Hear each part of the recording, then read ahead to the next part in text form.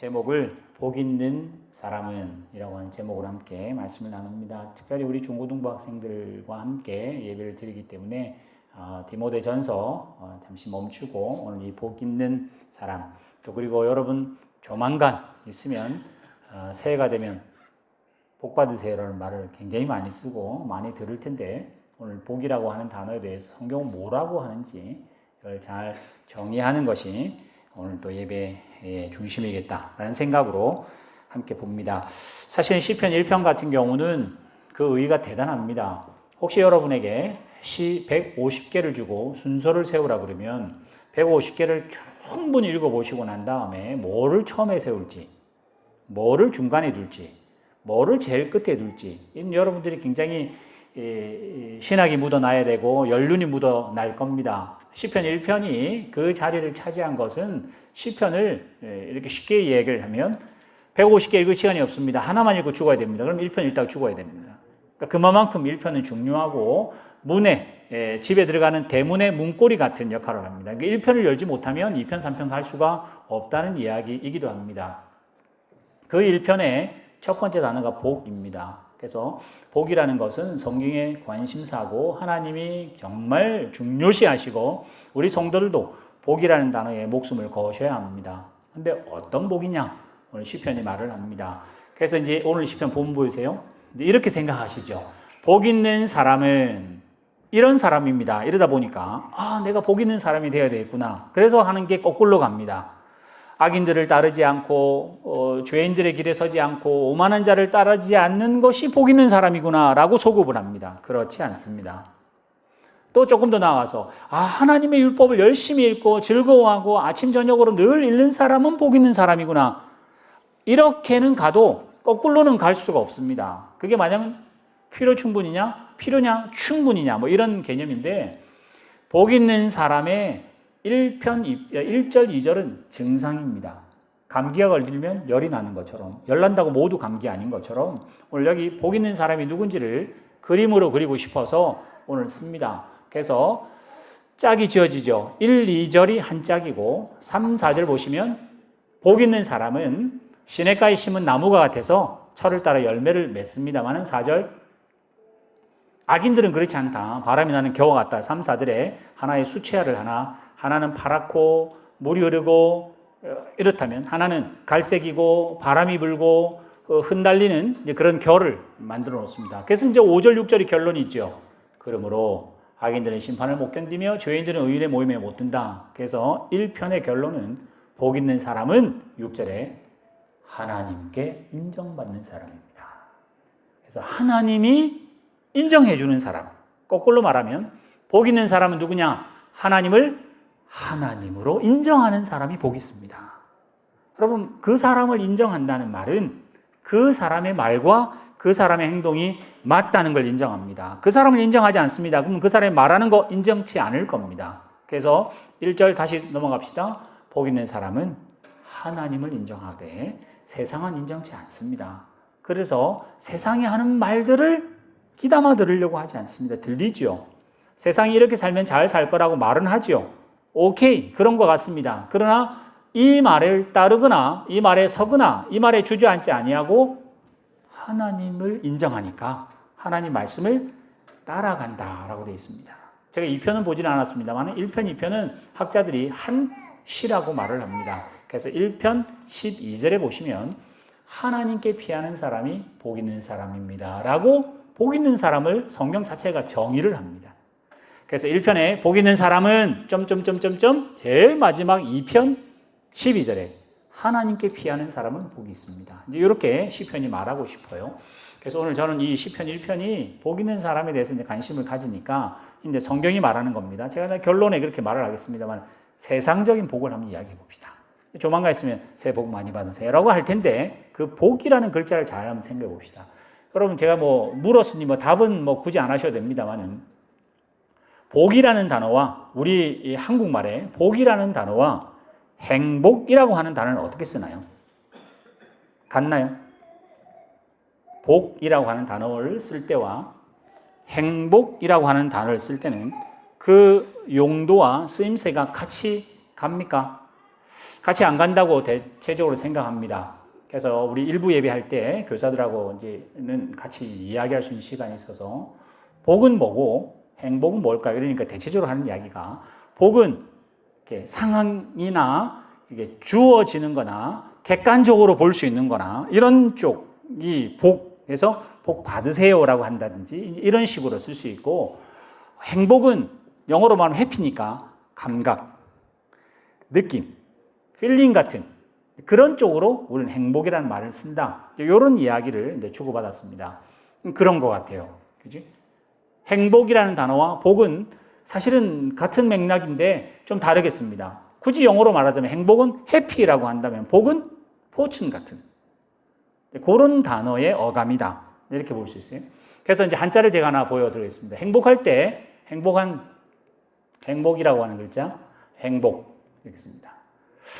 그런데 행복이라는 행복할 행자를 쓰는데 사실 다행이라는 말을 저렇게 쓰거든요. 근데 다행은 또 조금 다르죠. 다행이다. 다행이다. 이적이 다행이다 그러잖아요. 웃는 사람은 가요를 아시는 분들이고 이적이 누군지 모르는 사람은 몰라야 됩니다. 다행입니다 그냥. 다행이다. 다행이다는 말을 쓰면 조금 감이 다르죠.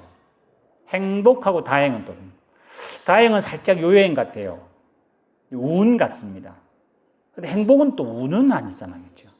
그래서 이렇게 보면 복이라는 단어를 참 많이 쓰는데 축복도 하고 복받기를 원하고 뭐 인류 역사상 사상계를 책임지는 공자, 맹자, 플라톤 또 모든 그 철학은 어떤 삶이 행복한 삶이냐 해서 행복론이라는 것을 시대마다 씁니다.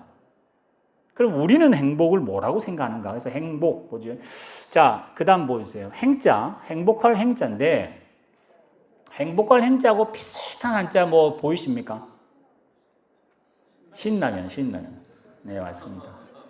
아이들은 푸라면이라고 하는 신자 한번 보여주세요. 네, 신자가 저렇게 생겼습니다. 저희 신자는 이제 두 개 있어요. 그 위에 머리에 립자라고 하는 그 하고 밑에 있는 열십자 이렇게 됐어요. 그런 이제 상형 문자라서 밑에는 손잡이고 신자 보이세요? 밑에는 손잡이고 위에는 칼입니다. 칼. 그래서 저거는 처벌을 한다는. 그래서 사람 죽일 때 쓰는 이렇게 형벌입니다. 그래서 저 글자를 예전에 중국에서는 이마에 박아서 노예 신분인 것을 낙인 찍을 때 저 글자를 딱 썼습니다. 여러분 신자 라면만 쓰는 게 아니라 여러분 자주 쓸 수 있는 이 신자는 뭐가 있냐? 천신만고. 여러분 천신만고하면 얼마나 무거운 단어인지 아시겠죠? 신이 1000개나 있고 고가 10,000개나 있답니다. 천신만고 끝에 이런 말 쓸 때 정말 힘들다는 단어 아시겠죠? 그러면 행복이라는 그 행자가 신에서 왔답니다. 그래서 예수 믿는 사람들은 저거를 신자 위에 십자가를 더하면 행자가 된다. 참고 견디고 어려움을 버텨서 십자가를 붙들면 행복할 행자가 된다. 이렇게 말하는 사람이 있는가 하면 또 신자 견디고 견디되 한 가지 목표를 두고 그 목표를 뚫고 나아가는 날일자를 하나 더 더하면 또 행복이 된다. 이거는 이제 글자가 형성된 거를 이제 의미를 부여하는 거니까 그게 맞고 안 맞고는 아닙니다. 근데 어쨌든 행복이라고 하는 글자 자체가 보이세요? 여러분들이 느끼는 그 감. 그래서 제가 오늘 뭐 단은 아니겠습니다만은 공자, 플라톤 이런 사람들의 행복론을 보면 뭐 저 이렇게 말하면 오해가 뭐 유튜브에 오해가 될 수 있겠습니다만은 공자 말이 맞습니다. 플라톤 말이 맞습니다. 근데 딱 하나가 틀렸어요. 하나님을 전제하지 않아서 하나님을 전제하면 그 말이 다 맞는 것 같은데 그래서 사람끼리 행복할 방법을 공자는 뭐라고 그러냐? 거기 보면 뭐죠? 논어해가지고 뭐 서학이 어떻고 뭐 여러 가지 뭐 책 이름 나오죠. 거기 보면 배우고 때때로 익히는 것이 기쁨이라고 합니다. 멀리서 친구가 찾아오는 것을 행복이라고 합니다. 또 남들은 인정하지 않지만 자기의 마음에 자족함이 있을 때 행복이라고 이렇게 세 가지를 주로 이야기를 해요. 근데 그걸 잘 보면 공자는 공부를 열심히 하는 걸 행복이라고 느꼈던 것 같습니다. 그걸 뭐냐? 군자의 덕을 세우는 겁니다. 사람의 도리를 하며 그 도리가 계속 유지될 수 있도록 자기 스스로를 닦아내는 것. 그래서 우리나라가 유교 문화였던 것은 그래서 선비, 군자, 덕 세우는 거와 또 한편 친구가 멀리서 찾아오면 행복이랍니다. 관계를 이야기해요. 혼자서는 행복할 수 없습니다. 상대방이 있을 때 행복해지는 걸 이야기하고요. 그래서 이제 공자는 줄을 켜고 또 우리가 아는 오복이라는 것은 아시아가 말하는 이 동양이 말하는 이제 그런 복입니다. 플라톤은 공자보다 약 한 100년은 아닙니다만 100년쯤 공자가 BC 500년이고요. 소크라테스하고 비슷하게 살았고 소크라테스의 그 제자가 플라톤이고 그 밑에 이제 아리스토텔레스잖아요. 400년쯤 예수님 오기 전 400년쯤 플라톤이 상상을 했습니다. 뭐가 행복일까? 그러면 마치 그림을 그리세요. 하늘에 별이 있습니다. 해달별이 있잖아요. 그 해달별이 모양은 다 달라도 그 자리에서 그 위치를 점하고 반짝이고 있는 것을 조화라고 생각했습니다. 하늘의 뜻이라고 생각했습니다. 그래서 사람들도 다 군왕이 다 한 사람이 하나의 별의 위치를 차지해서 통치자의 별을 차지한다면 통치자답게 통치하시고 군사였다면 군사로서 용맹스럽게 싸워서 그 위치를 차지하고 종이나 생산자, 식민지의 입장에 있는 생산자의 입장이면 열심히 농사하며 돈을 벌고 생산해내는 위치를 차지해서 군왕과 다스리는 사람과 용사와 그 모든 시민들이 그 위치에서 함께 조화스럽게 있는 것을 행복한 국가라고 말을 했습니다.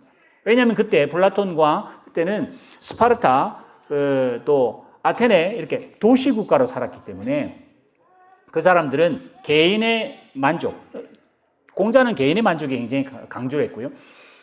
플라톤 같은 경우는 도시국가라서 국가의 행복에 굉장히 강조를 많이 뒀습니다. 그래서 행복한 국가론이 있었어야 되고 두 번째로 또 플라톤에게는 개인이 행복해야 되는데 개인 행복을 플라톤은 뭐라고 생각했냐면 사람에게는 세 가지 영역이 있다. 하나는 이성이 있어서 똑똑해야 된다. 그럼 공부하라고 이야기를 하고요. 그래서 이성이 개발돼야 되고 두 번째는 지력이 그러니까 용맹스러워야 된다. 자존심이 있어야 되고 용맹스러워야 하는 충성해야 되고 목숨을 바칠 수 있는 그런 용기가 있어야 되는 게 그게 이제 이거는 이성이라면 이거는 또 용맹이라고 한다면 세 가지는 쾌락입니다. 육신에 욕심이 있어야 된다. 그래서 요 세 개가 하나가 하나를 두 개를 지배하면 그는 이제 불일치가 됩니다.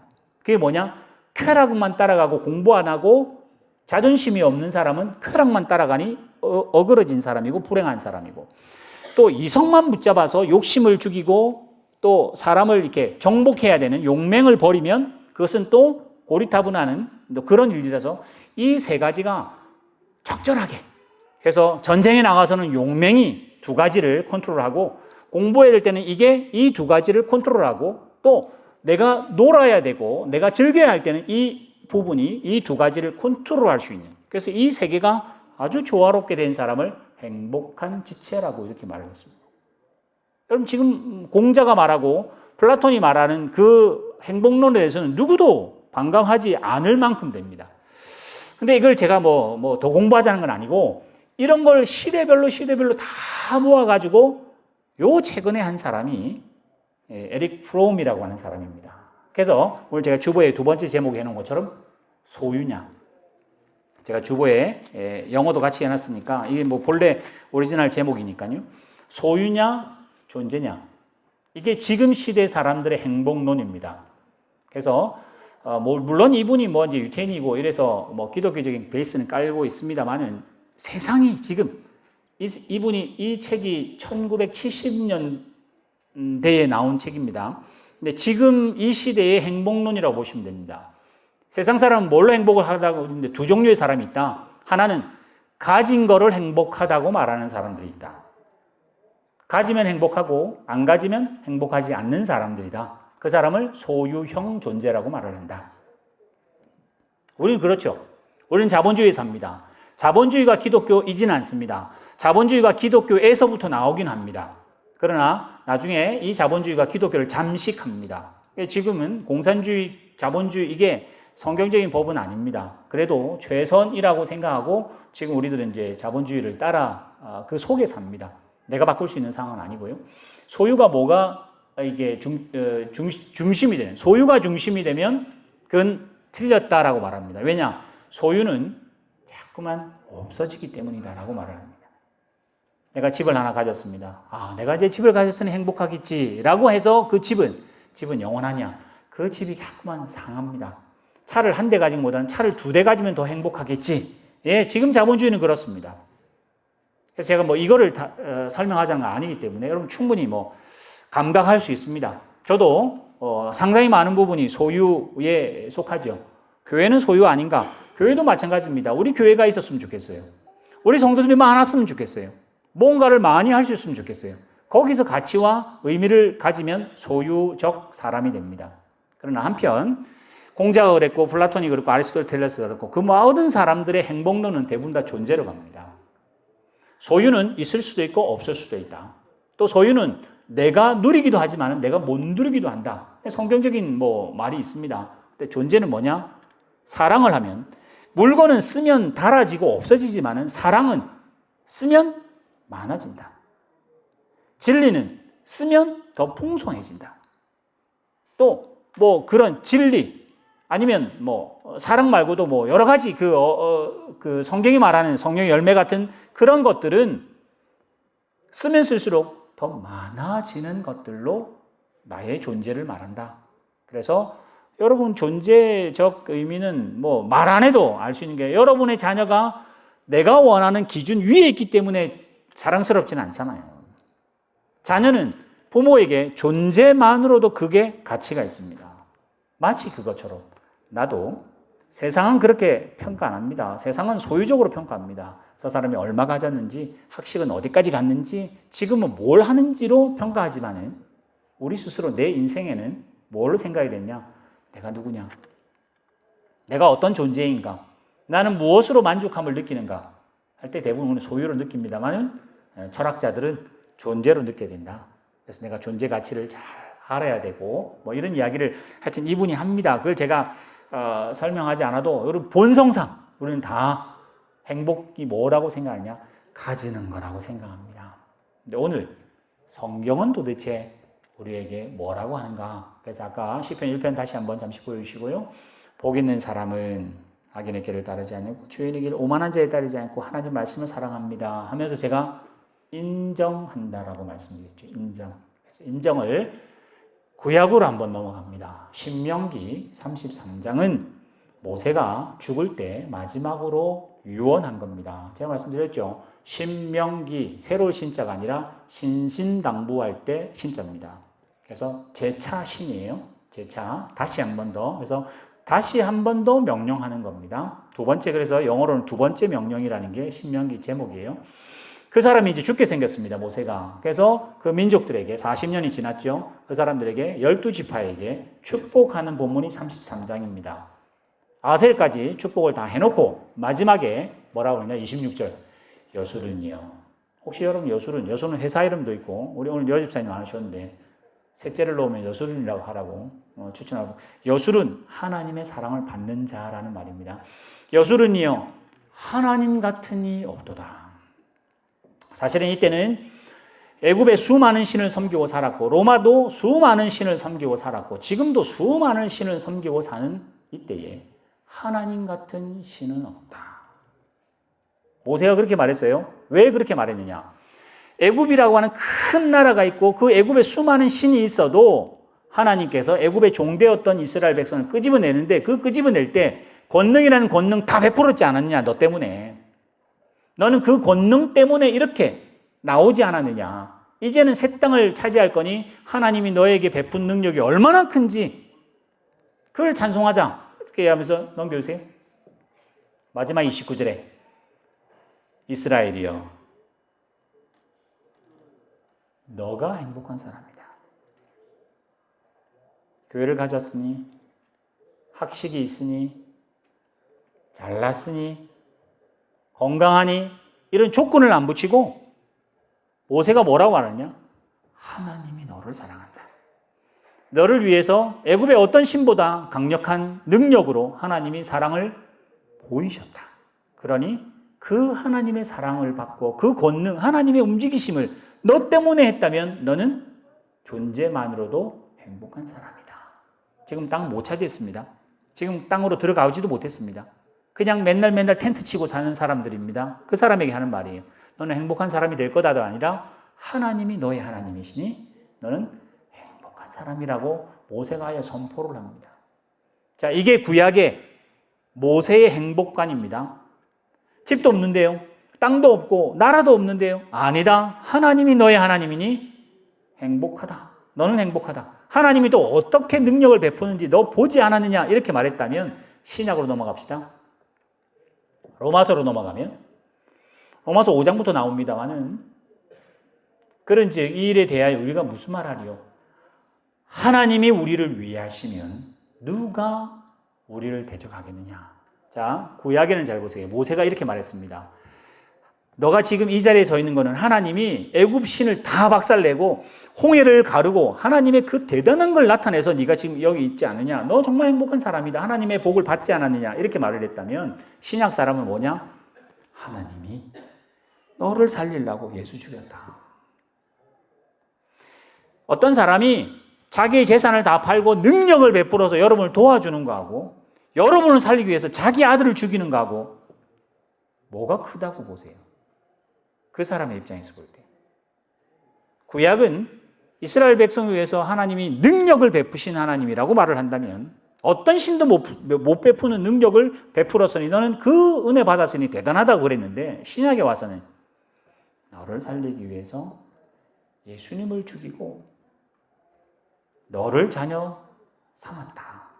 그래서 5장에 예수 그리스도를 죽인 거 하나님이 사랑을 확증하셨다.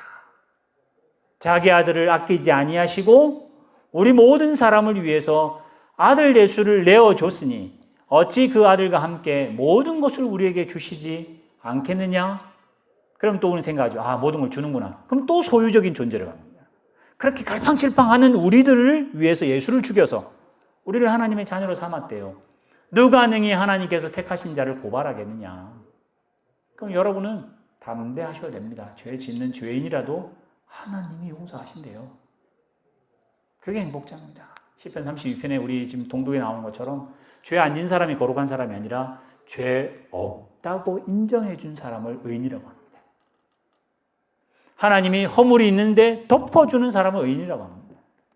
나는 죄 지었는데 하나님이 괜찮다. 그 말 듣는 사람이 행복한 사람이랍니다. 누가 정죄하리요? 죽으실 뿐만 아니라 다시 살아나신 이는 그리스도 예수시니 그는 하나님 우편에 계셔서 지금도 우리를 위해서 두 번째, 세 번째, 네 번째 열매되어야 할 우리들을 위해서 지금도 간구하신다. 넘겨세요. 누가 우리를 그리스도의 사랑에서 끊겠느냐? 나는 끊고 싶고 나는 하나님의 우리 찬송가 나온 것처럼 우리는 늘 주님을 배반하나 하나님이 우리를 붙잡으시니 환난이 와도 나는 놓는데 하나님은 안 놓으시고 공고가 오고 박해가 오고 기근이 오고 위험이 오고 칼이 오고 죽음이 와도 하나님은 안 놓는다. 37절에 뭐라고 그러죠? 이 모든 일에 우리를 사랑하시는 이로 말미암아 넉넉히 이긴답니다. 우리는 못 이깁니다. 우리는 겨우도 못 이깁니다. 그러나 하나님이 우리를 사랑하시는 자가 이기신답니다. 마지막, 내가 확신하노니 사망이나 생명이나 천사들이나 권세자들이나 현재일이나 장래일이나 능력이나 모든 것들이 하나님의 사랑에서 끊을 수 없다. 근데 그 사랑을 내가 받았다. 여러분이 받았답니다. 그래서 아까 제가 공자왈 행복은 이겁니다.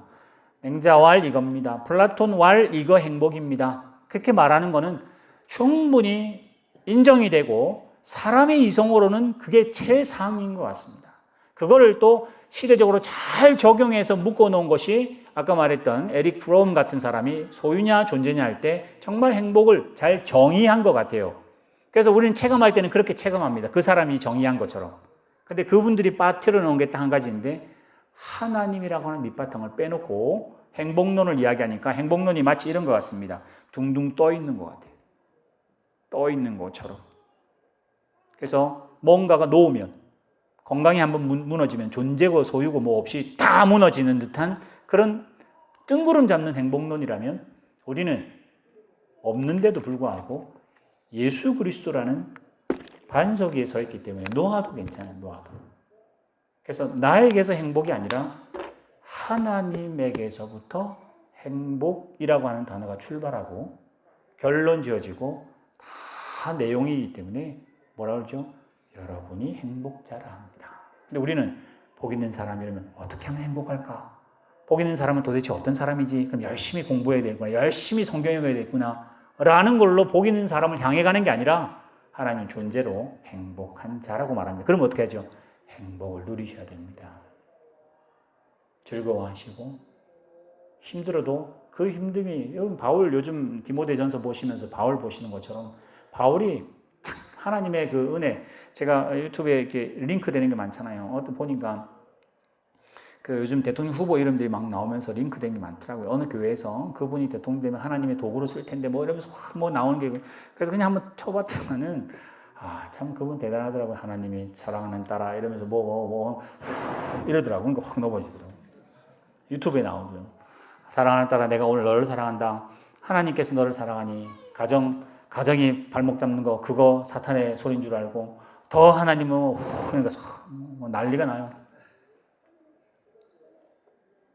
하나님께서 우리를 하나님의 자녀로 삼았기 때문에 바울이 말하는 것처럼 거기에 나오는 그거였습니다.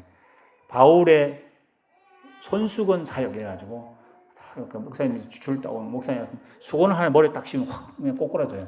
수건 하나 다 메고 가더라고요. 그러니까 바울이 손수건 떨어뜨리는 그게 다 이제 병을 낫게 했다는 이거를 또 빌미 삼아 이제 막 바울의 손수건 사역 이래가지고 유튜브 그 나오더라고요. 한 뭐 2시간씩 막 이렇게. 바울이 가는 길은 정말 힘든 길이었습니다. 우리는 바울의 실제로 삶을 보면 굉장히 힘들었을 텐데 바울은 뭐라 했을까요? 나는 세상에서 제일 행복한 사람이라고 하며 참수당했을 겁니다. 세상에서 제일 불쌍하게 죽은 것 같은 예수님의 십자가 위에서 예수님은 다 이루었습니다. 세상에서 내가 제일 행복한 사람입니다. 라고 하며 운명하셨을 겁니다. 오늘 여러분의 행복, 특별히 우리 화성교회의 행복은 잘 될 때 행복합니다. 그러나 안 될 때 행복합니다. 왜요?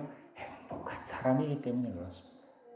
여러분 주변 환경이 여러분을 엄습 못하도록 더 강하게 믿음을 키우셔야 합니다. 우리는 너무 약해서 밖에가 화창하면 내 마음도 화창하고 밖에가 어두우면 내 마음도 어두운 거 참 우리는 어떤 면에서는 줏대도 없고 중심도 없습니다. 그러나 모세가 그러잖아요. 너는 행복자다.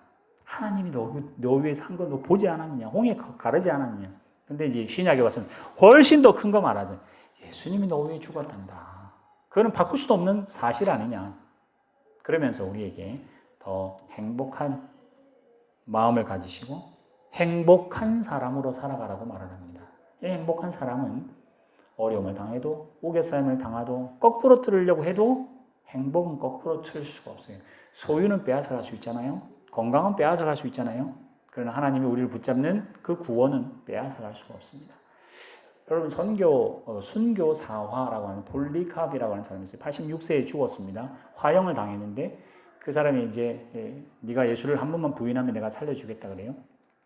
그러니까 그 사람이 한 얘기가 내가 86년을 살면서 하나님이 나를 한 번도 부인 안 하시고 나를 사랑하셨는데 내가 어떻게 하나님을 살려고 부인하겠습니까? 그래서 화형을 했는데 화형을 시켰는데 죽지를 않았어요.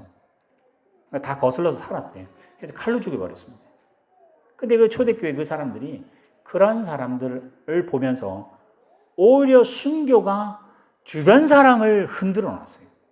도대체 저 사람은 무슨 사람이길래 저래도 예수 믿는다고 그랬을까? 그래서 오히려 그게 화를 이렇게 불을 붙이는 일들을 순교가 정말 우리가 순교 당하면 뭐 다 부인할 겁니다. 아마 거의 99%는 아마 교회 못 남아 있을 겁니다. 여러분 뭐 이렇게 우리는 예배 드리고 있으니까 뭐 멀쩡한 것 같지만은 밖에 한번 싹 오면 뭐 아무도 저부터 아무도 없을 정도로 우리는 굉장히 약합니다. 그런데도 불구하고 하나님 뭐라 그러죠? 그런 너를 위해서 내가 예수 버리고 너 사랑했다. 너는 정말 행복자다. 이렇게 말을 해요. 그래서 오늘 우리 교회 행복론은 나로부터 시작하지도 않고 나의 능력에 있지도 않고 우리의 형편에 있지도 않고 하나님이 나를 사랑하신 그 행복이 있습니다. 그래서 오늘 여러분은 어떻게 하셔야 되냐? 여기 제가 너는 행복자다 이랬는데 여러분은 하나님의 자녀이기 때문에 행복합니다. 여러분 아버지가 하나님이기 때문에 행복합니다. 정말 쥐꼬리만한 믿음이지만 그 믿음이 있어서 행복한 사람이십니다. 그럼 어떻게 해야 되냐? 행복한 사람으로 살아가셔야 합니다. 우리 복음송